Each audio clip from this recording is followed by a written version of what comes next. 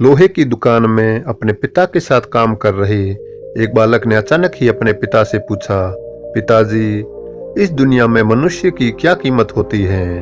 पिताजी एक छोटे से बच्चे से ऐसा गंभीर सवाल सुनकर हैरान रह गए। फिर वे बोले, बेटे, एक मनुष्य की कीमत आंकना बहुत मुश्किल है, वो तो अनमोल है। बालक, क्या सभी उतने ही कीमती और महत्वपूर्ण हैं? पिताजी, हाँ बेटे। बालक कुछ समझा नहीं। उसने फिर सवाल किया, तो फिर इस दुनिया में कोई गरीब तो कोई अमीर क्यों है? किसी की कम रिस्पेक्ट तो किसी की ज्यादा क्यों होती है? सवाल सुनकर पिताजी कुछ देर तक शांत रहे और फिर बालक से स्टोर रूम में पड़ा एक लोहे का रोड लाने को कहा।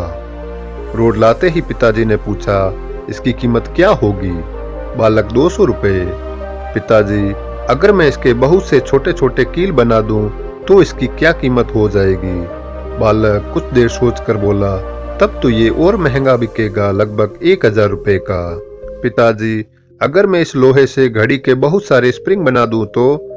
बालक कुछ देर गणना करता रहा और फिर एकदम से उत्साहित होकर बोला, तब तो इसकी कीमत बहुत ज्यादा हो जाएगी। फिर पिताजी उसे समझाते हुए बोले, ठीक इसी तरह मनुष्य की कीमत इसमें नहीं है कि अभी वो क्या है, बल्कि इसमें है कि वो अपने आप को क्या बना सकता है। बालक अपने पिता की बात समझ चुका था। फ्रेंड्स, अक्सर हम अपनी सही कीमत आंकने में गलती कर देते हैं। हम अपने प्रेजेंट स्टेटस को देखकर अपने आप को वैल्यूलेस समझने लगते हैं, लेकिन हम में हमेशा यथाशक्ति होती है। हमारा जीवन हमेशा संभावनाओं से भरा होता है।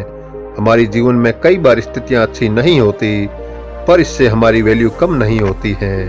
मनुष्य के रूप में हमारा जन्म इस दुनिया में हुआ है, इसका मतलब है हम बहुत स्पेशल और इम्पोर्टेंट है।